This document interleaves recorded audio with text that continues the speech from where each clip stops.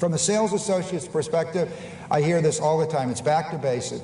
Back to basics, doing the things that we know we need to do to be successful in the business, sharing information with the customer, and being very, very proactive. It's not uncommon now that I hear with a sales associate, especially in a market that may have slowed significantly, when they take a listing to agree, here's the price, and 30 days from now, if we don't have an offer, we're going to lower the price to this, and putting that in the listing agreement.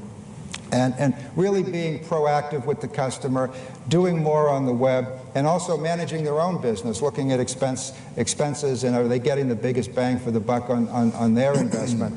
The one thing that we're starting to see a lot of now, and I'd just like to mention this because I think it's important, I believe there's a lack of consumer confidence right now, and I think you probably all agree, in the housing market. If you talk to people, they think, I hear a lot of fence sitting going on. Now's not the time to buy, now's not the time to sell. And what's ironic about it is we'll still sell somewhere between 5.8 and 5.9 million homes this year. And we need to do, as an industry, a much better job promoting our successes, and what we have been encouraging brokers to do, and they're really starting to do it.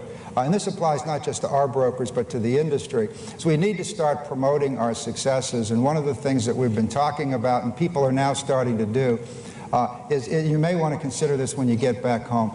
Dedicate 20% of the property advertising that you're doing now to promoting sold listings. If it's in a newspaper, a buyer's guide, a real estate magazine, on your website, if you're an agent and you've got an ad with 5 properties, one of them should have a sold banner on it from a house that closed last month. People need to see that houses are selling. If you're running an ad that's got 50, 10 of those houses should have sold banners scattered around the ad, because what happens is people read all this negativity about the real estate market, and then they go to their newspaper or buyer's guide and the website, and all they see are houses for sale, and they don't realize that these houses are selling.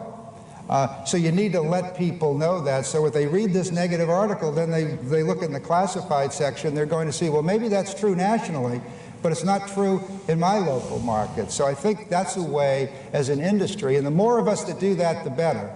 I think as an industry, that will really help us convince consumers that it's okay, now's a good time to get in the market, houses are selling, you won't be the only one in the market buying a house. From what I'm hearing from our brokers that have been doing that now, they're getting some very, very good results from that.